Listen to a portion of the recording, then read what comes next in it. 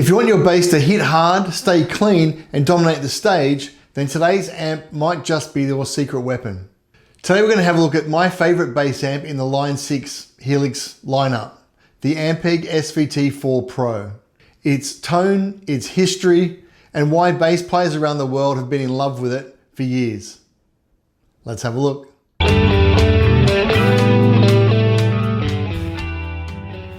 Hey, I'm Twisty. For decades, Ampeg has been the go-to name for bassists looking for power and punch on the stage.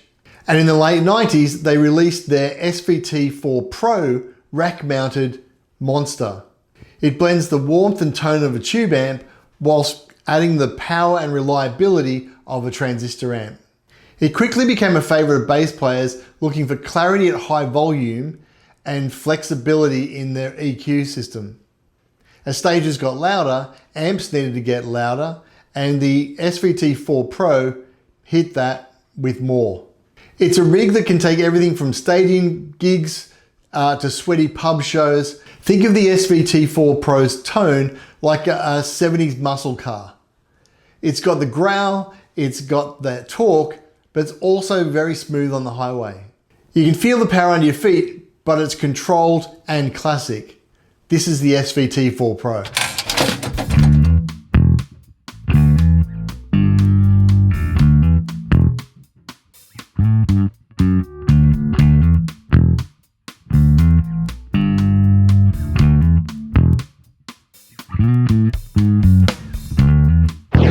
As many of you know, trying to get a bass tone that is both powerful and defined that cuts through the mix in a dense rock or metal stage environment can be tricky.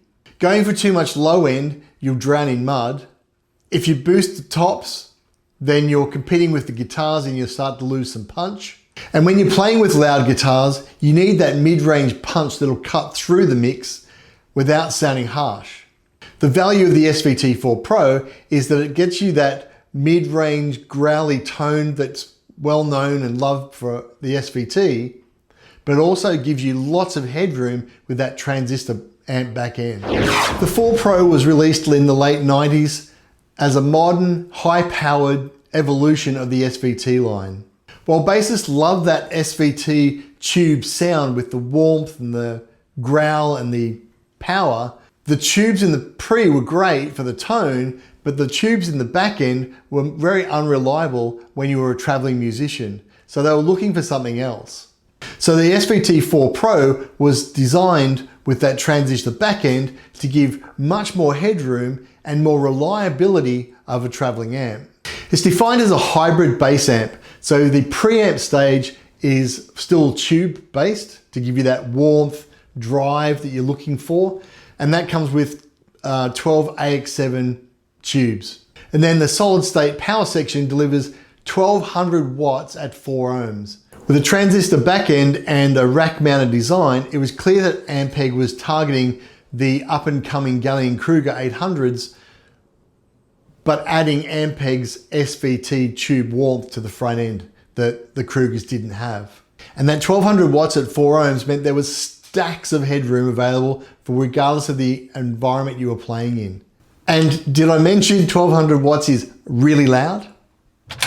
The SVT-4 Pro is housed in a 3U rack chassis design. So it can be easily carried around in a 4U or 3U rack case, or can be rack mounted into a larger rig. So if you were a touring musician at the time and you wanted a main and a backup, then you could put both of those into a rack case and have that your roadie or your tech reel that around for you.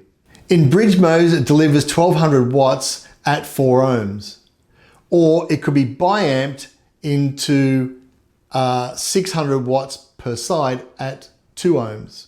This meant that it could drive multiple large cabinets without breaking a sweat. While the preamp is still based on the Ampeg SVT, replacing the 300 watt valve power stage of the SVT with a 1200 watt transistor or solid state power stage meant that you could get that SVT warmth, but a more reliable and much more louder, more headroom amp. It comes with a 9-band EQ, which is foot switchable, which means that you could use the EQ almost like a second channel. So the amp only has one channel, unlike the SVT, which has the bright and the normal. The 4 Pro only has a single channel, but it does have that EQ. Being foot switchable, the EQ could act like a second channel by setting the EQ up in a specific curve. You might want a smiley face or a frowny face or whatever you want to set it up. You can then kick that in with a foot switch and that automatically changes your sound. So you might be going from a rock sound into a funk sound or a slap sound, and you may want the EQ to change, where you could do that within the amp. The benefit for me is that means I don't have to have a second EQ block within my Helix or another EQ pedal on my pedal board. I can use the EQ that's on the amp. So like the Gallien-Kruger 800s, the SVT-4 Pro could also operate in a bi-amping mode with a selectable crossover frequency. So you could set the frequency, 100, 500, 250, the frequency that you wanted, and then you could have the low part of that frequency sent to one channel or one power stage, and the above that frequency sent to a second one. This allows you to have multiple cabinets set up, with one dealing with the low side signals and one dealing with the high side. So you might decide to have a 8x10 or a 4x10 setting for the highs and mids to highs, and you might have a 1x15 or a 4x10 or 2x12s setting for the low side. The most common cabinets that came out with the SVT-4 Pro was the Ampeg 8x10, the fridge, or the Ampeg 4x10 Pro, and both of these are modeled within the Line 6 Helix family. The main difference between the two cabinets is that the 8x10 is a tight, punchy response with a strong mid-range, whereas the 4x10 has a horn on it and also it's ported. So it can go a lot lower than the 8x10, meaning you can get down around 30 Hertz. So if you're playing a 5-string bass, that can give you that bottom end you're looking for. And with the horn, you can also get some of the high end coming out of it. So as an all-round cabinet that matches with the 4 Pro, I'd be going with the 4x10. But if you're looking just for that punchy mid sound, then the 8x10 can't be beaten. Let's have a look at the Line 6 Helix implementation of this and see how it sounds and how you can set it up.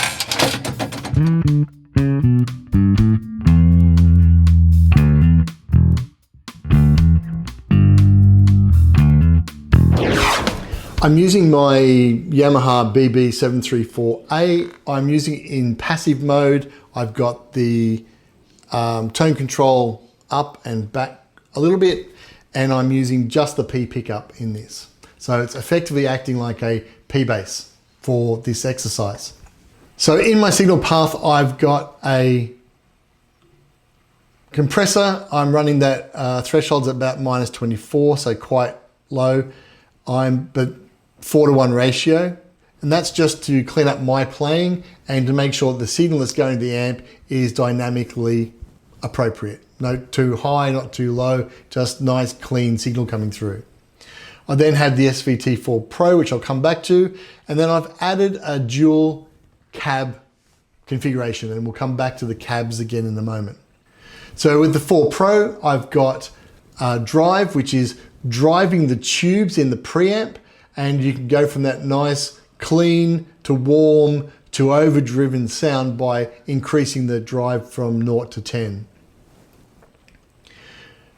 The bass, mids and treble.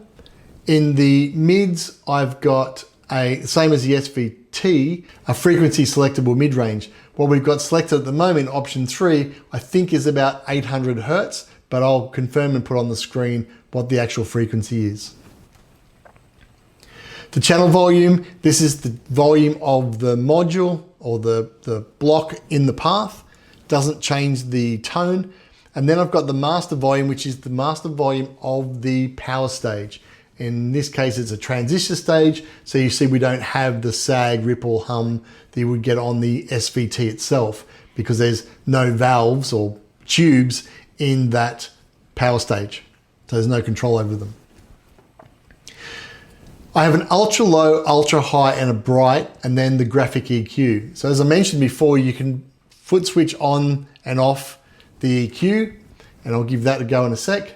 And these other three toggles are what, to me, give it body and that dimensional sound to my tone that I wouldn't get in the SVT itself. I've set up with an 8x10. I'm using a 57 dynamic, so it's a bit bright, a bit punchy. I'm cutting it off at 45 Hertz to get out of the kick drum, and I am cutting it off about 5 kilohertz because there's not much bass usable stuff above that, apart from string noise. And then for the second one, I'm using the Ampeg 410 Pro. I've put a 421 dynamic mic on it, so that's going to give me a little bit more warmer tone. And I'm cutting it off at 40 Hertz, so I'm getting a little bit more bottom end coming into this one, and still cutting it off at the top end. Blending the two together, I'm going to get some punch out of the 8x10, and I'm going to get some bit more bottom end and a bit of tops coming out of the 410 to give a bit more blend or a bit more tone, ultimate tone. So I play through without those ultra low, ultra high, etc. on.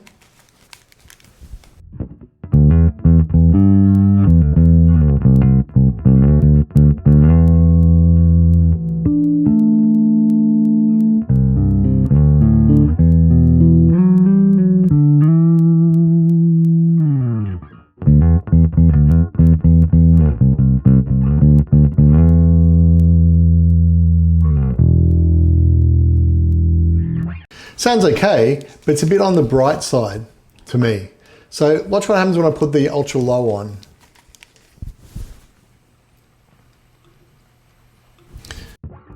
So that's without it.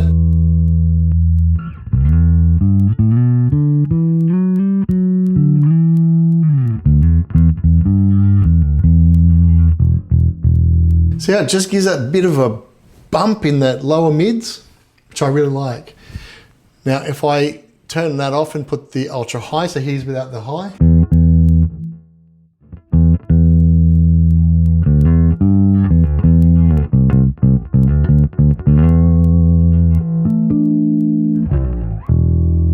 So again, a little bit of the upper mids to help the treble along. So I place both of those on together.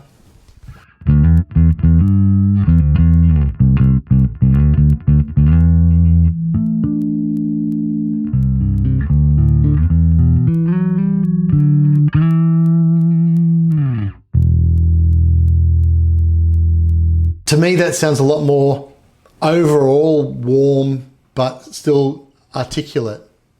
If I add the bright, what the bright does in my ears is it adds a bit more of the string noise or a little bit more of the upper harmonic-y sound.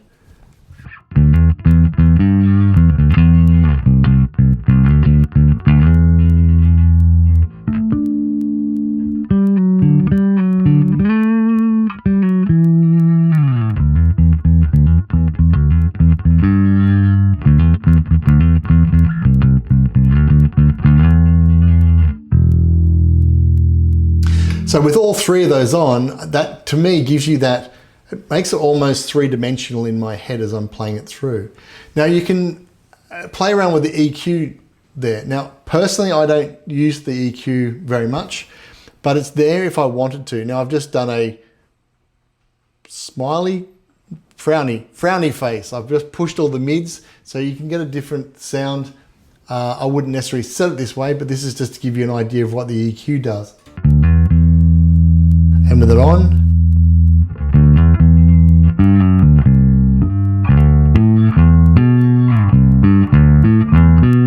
and with it off. So it does pump that out a little bit, makes it a bit more full-bodied.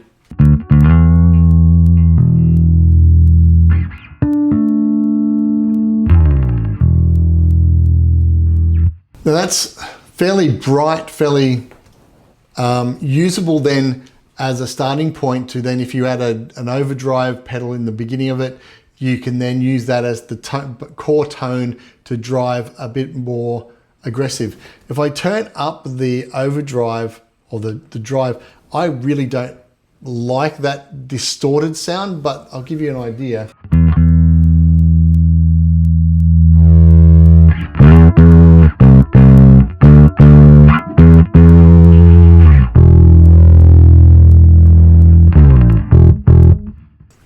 So again, I don't really like that. I'd rather put an overdrive pedal at the beginning of the amp and then use that to drive that distorted sound rather than trying to drive it through the amp. That's just my preference. If I try a nice clean sound, my personal preference is I drop the drive right back to about 2.2, between 2 and 3. I've dropped the bass, or the bass is the same. I've pushed the mids a little bit and I've adjusted the channel volume for, because I've dropped the drive, I've increased the channel volume to make it still balanced. I've put the EQ on the same, actually I'll turn the EQ off. I'm leaving the bright off. I don't want that sort of string upper registry noise, but I do want that ultra low, ultra high. And so this is what I would suggest would be a nice clean sound.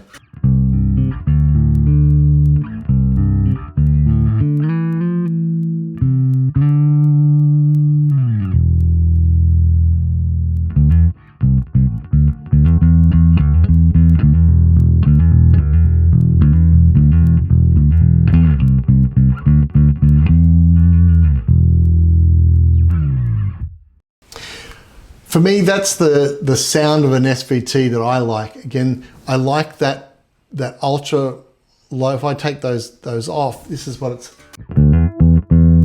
sounds a bit thin because you don't have the power stage of the warmth of the tubes that you would in the normal SVT. But by adding that ultra low and that ultra high, I'm getting that simulation of the tubes for the power for that bottom end. And I'm getting some articulation in the top end.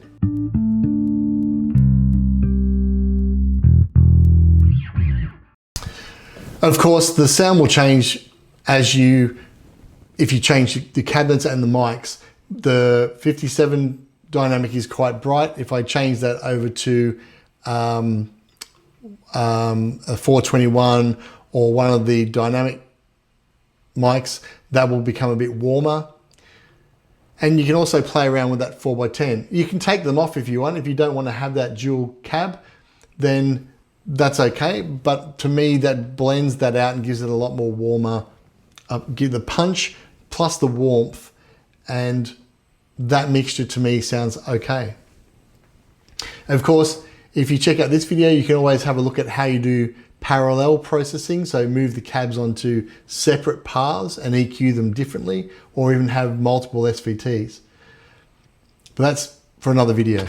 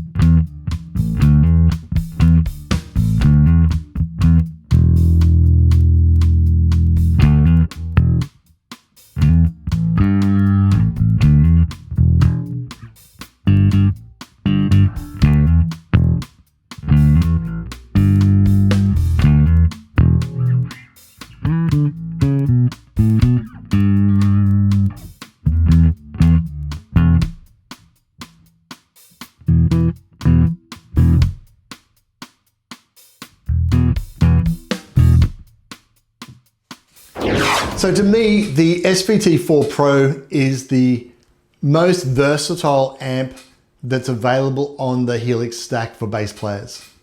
Now, the Gallien-Kruger has its own tone, and the SVT and the B15 have their own tones, but to me, the Ampeg 4 Pro version has that mix of the clean side that you get from the power transition that you get in the Gallien-Kruger, but it also gives you that SVT warmth. And the main difference that I really like about this is the ultra high, ultra low. To me, that just brings out, it almost makes it three-dimensional in sound. Well, to my ears. It means I can back off the bass in the tone control and put on the ultra low, and I can still get that bottom end, but it cleans it up and gives it a bit of body. And the same with the ultra high. If I back the treble off a little bit, I can pump that in, and it gives me a little bit mid-high boost that will flesh out that sound. And as I said, to me, it sounds like it's more three-dimensional. I find that if you really want that grunge metal sound, then adding an overdrive or distortion to the front will give you whatever you need in tone, and then you get this to push through. And for classic rock style that I like playing, then it just comes out of the box. So of all of them, this is my favorite, and I use this on almost all of my presets for my main gigs. What's your favorite, and what did you think of the SVT-4 Pro? Go with the SVT, go with the Pro, or go with something different? And if you're looking for something different, check this one out. See what you think. See ya.